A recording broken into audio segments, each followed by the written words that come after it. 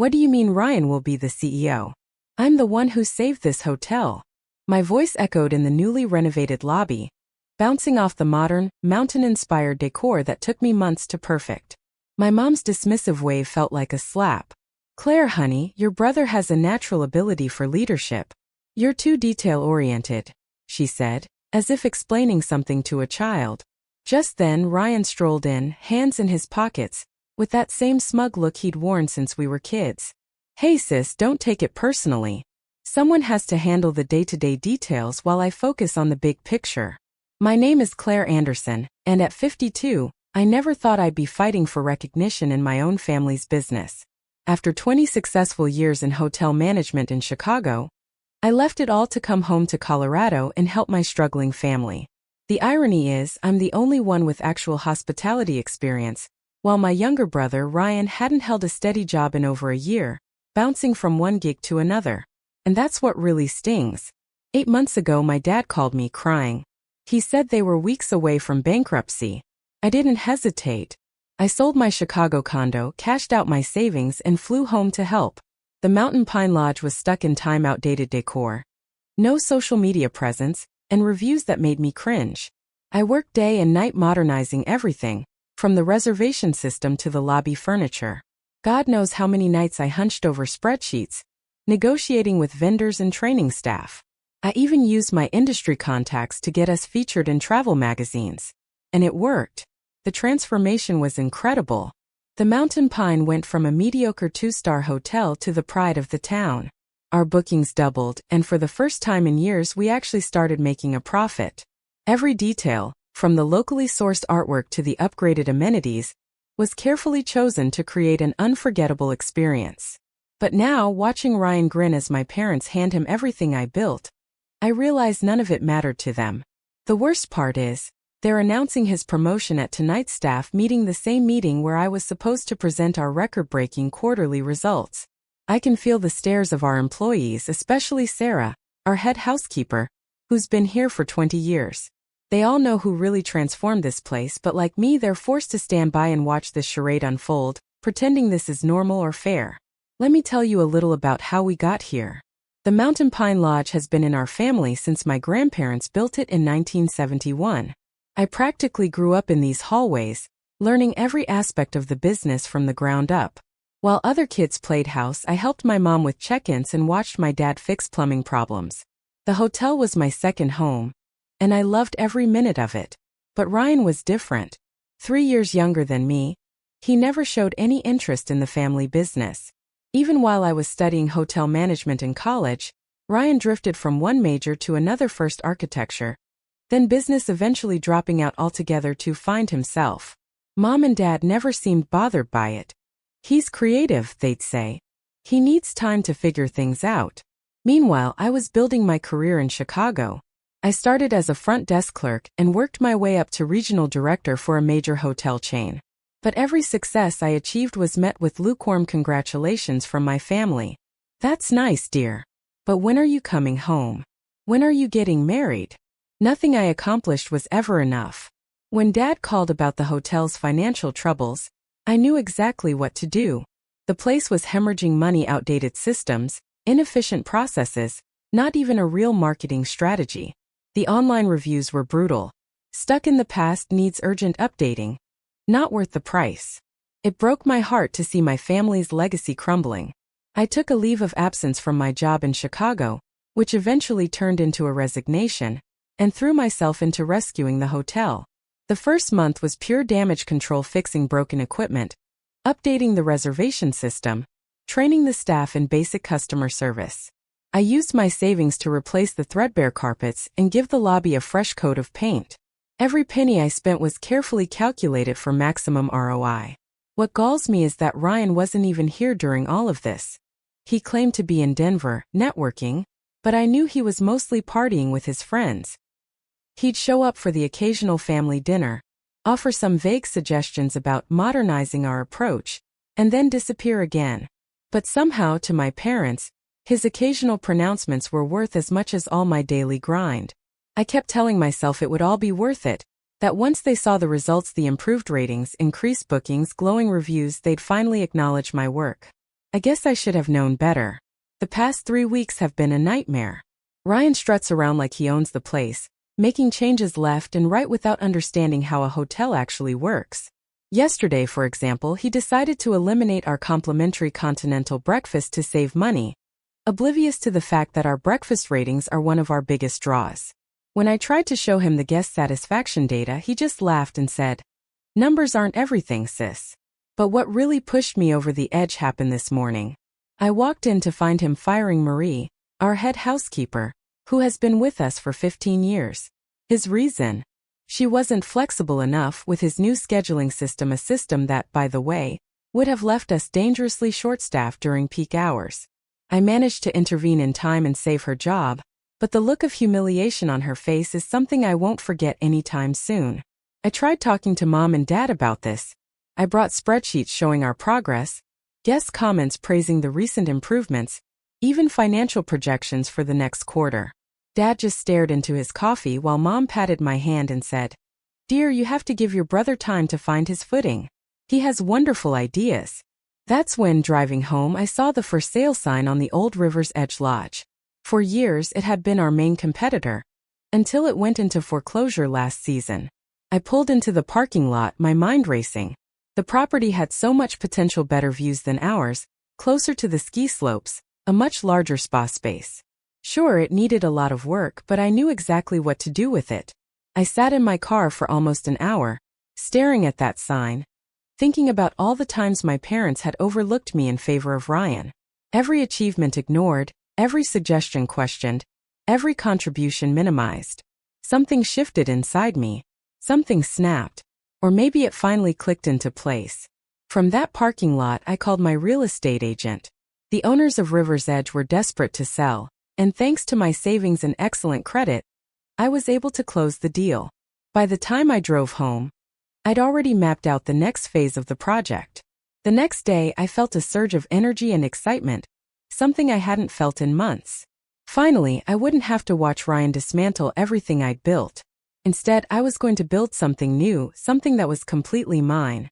Let them see what they let go when they chose him over me, I thought. The next few months were a whirlwind of activity. I poured all my energy into transforming River's Edge Lodge into something extraordinary. While Ryan threw parties at the Mountain Pine, I worked with contractors, redesigning spaces and building a team of top-notch hospitality professionals. I called it the summit, maybe a little over the top, but I wanted everyone to know exactly what I was aiming for, to be the best. Word spread quickly through town. Some people called me spiteful for competing with my own family. Others, especially those who had worked with me at the Mountain Pine, quietly cheered me on. My parents tried the guilt trip at first. "How could you do this to your brother?" Mom would ask during our increasingly infrequent family dinners. I just smiled and changed the subject.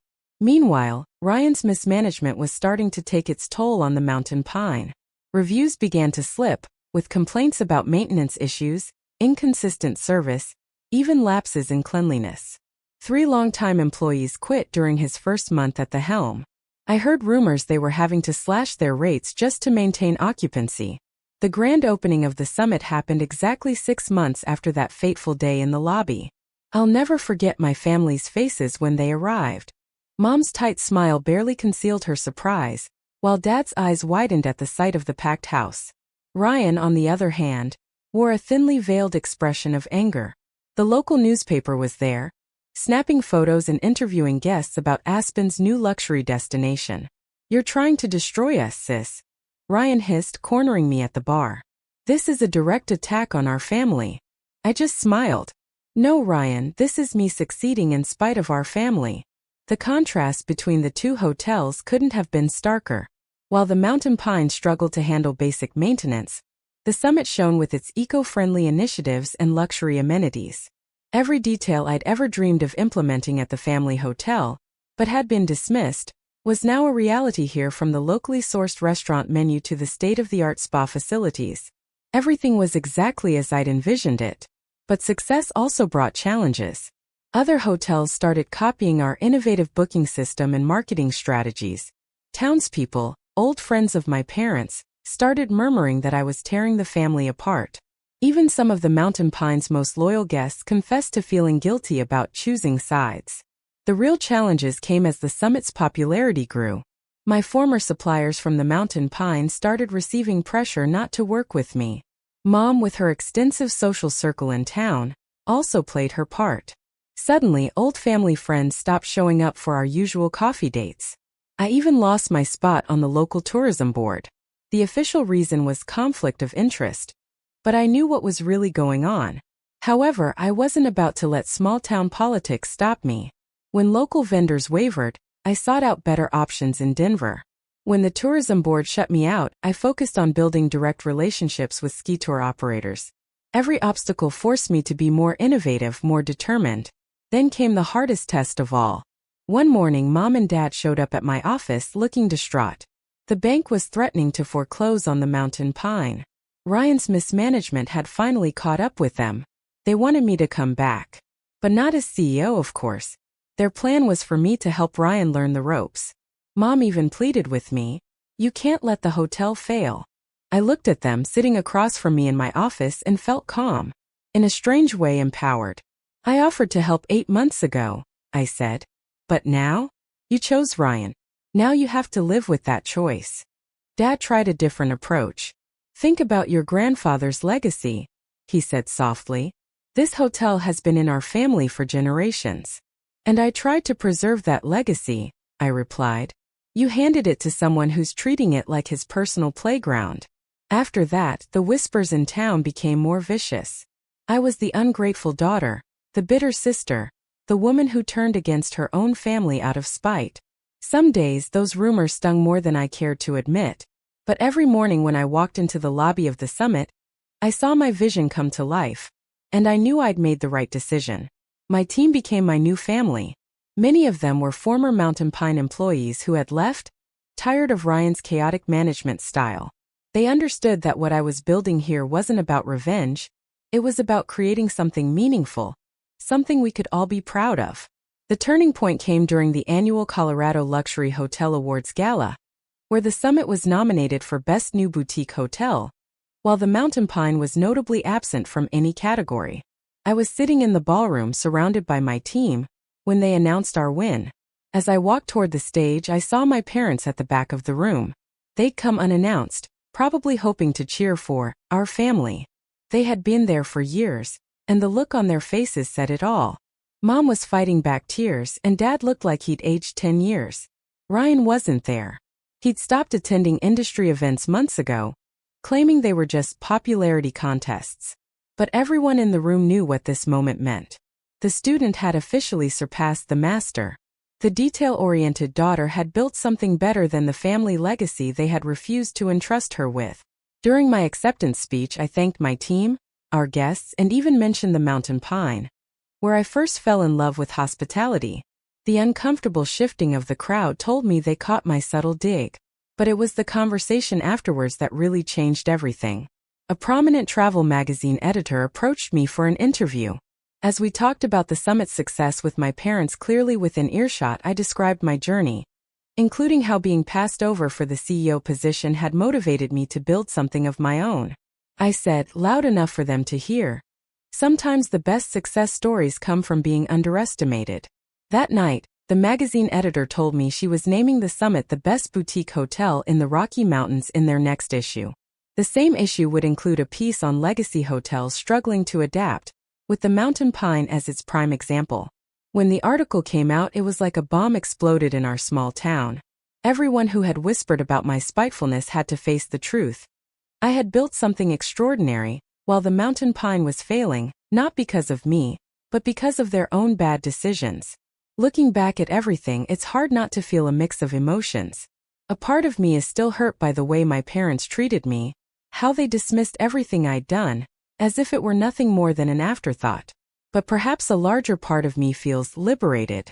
I'm living my life on my own terms, without waiting for anyone else's validation. When I walk into the summit each morning, I'm reminded of what I built with my own 2 hands. The vibrant lobby buzzes with life. Guests chat excitedly about their plans for the day. Staff move efficiently with warm smiles. The faint aroma of freshly brewed coffee mingles with the crisp mountain air that rushes in when the doors open. It's everything I always wanted the mountain pine to be. And seeing it thrive gives me a profound sense of pride. My team at the summit has become my family in ways I never expected. Many of them, like Sarah and Marie, are former employees from my parents' hotel who left because they saw the same lack of leadership that I did. They've been instrumental in making the summit a success, and their loyalty humbles me. Sarah often jokes that she finally feels like her experience and ideas are valued, and that's exactly how it feels. Outside of work, I started reconnecting with old friends I'd let slip away. I was so absorbed in trying to prove myself to my parents that I let important relationships lapse. Now I'm intentionally making time for coffee dates, hikes, and rebuilding those connections. Some townspeople who initially criticized my decision to compete with my family have even come around to admitting they admire what I've accomplished. I've also started to find my place within the community by hosting events at the summit. This has helped me reestablish old ties and even forge new ones. Last month I held a fundraiser for the local animal shelter in our new event space, and it was a huge success. Seeing people come together for a good cause reminded me why I wanted to work in hospitality in the first place. To create spaces that bring people joy and comfort. But it's not all perfect. There are moments, especially during quiet evenings, when I think about my parents. For as much hurt as they caused me, I wish things could be different. I've caught myself wondering if they'll ever truly understand the sacrifices I made to save our family's legacy. Still, I've come to realize that their approval isn't something I need anymore. My success, my happiness are mine, and no one can take that away from me. It was about 3 weeks after the Colorado Luxury Hotel Awards when my parents finally reached out again, asking me to come to dinner, just the three of us. I hesitated for a moment, but I decided to go. I wanted to hear what they had to say, though I wasn't holding my breath for a real apology. When I arrived at the house, the atmosphere was different. Mom greeted me with a nervous smile, and Dad avoided eye contact, fidgeting with his watch like he always did when he felt uncomfortable. During dinner, they started with small talk about how unusually warm the weather was, how they'd heard great things about the summit, and its latest 5-star review. I could tell they were building up to something. Finally, Dad cleared his throat and said, "We wanted to say we're proud of what you've accomplished." My mother quickly added, "We know we haven't always shown it, but we recognize how much work you've put into the summit. It's remarkable." I wanted to feel happy about their words, but I couldn't. It felt too little, too late, especially after years of being dismissed. Instead, I just nodded and waited for what I knew was coming next. Sure enough, Mom didn't take long to launch into it. "Ryan has been struggling.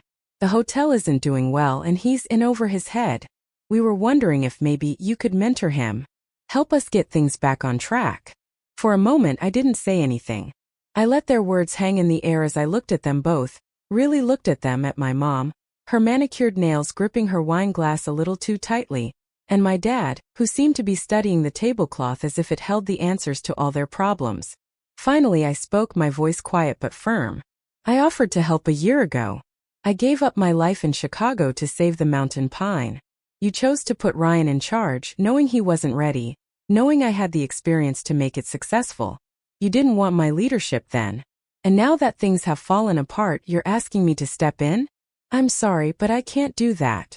My mom opened her mouth to argue, but I held up a hand to stop her. "I'll give you this. If you want it, I can recommend strategies, vendors, even staff training programs. But I'm not going back to fix what Ryan has broken. That's not my responsibility anymore." They didn't know what to say. My dad finally mumbled something about understanding my position, but the disappointment on his face was clear. My mom looked like she wanted to argue further, but for once she didn't push. As I drove home that night, I felt lighter than I had in years. Setting those boundaries wasn't easy, but it was necessary. I wasn't bending over backwards to make my parents happy or clean up Ryan's messes anymore. I was choosing my own happiness, my own future. Over the next few weeks, I noticed a shift in how I carried myself. Telling my parents no gave me the confidence to set boundaries in other areas of my life too.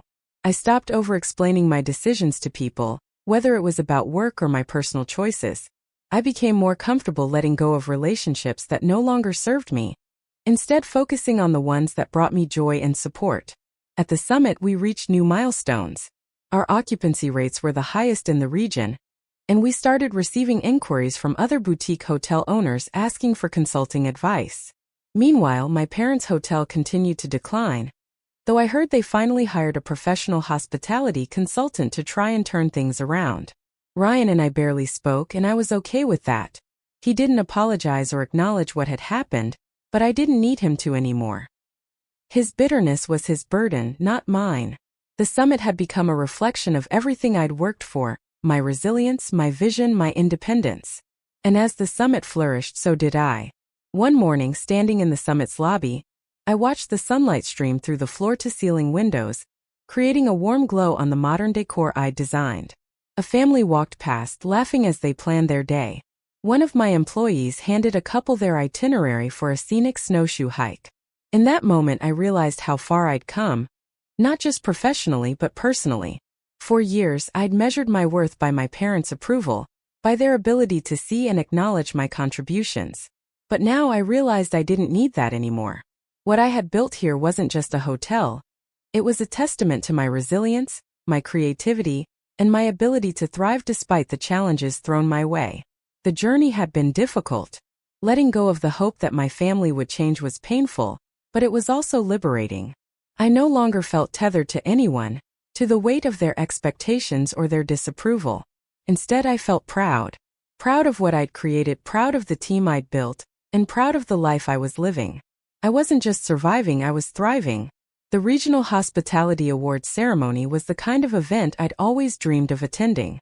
The room buzzed with excitement, filled with industry leaders, journalists, and hotel owners from across the state.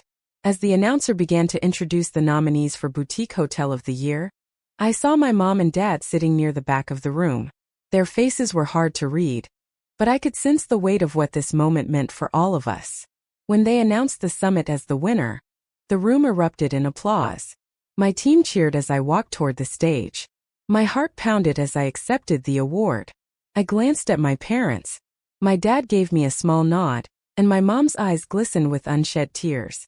It wasn't exactly an apology, but it was an acknowledgement, something I'd long stopped expecting, but still appreciated in its own way.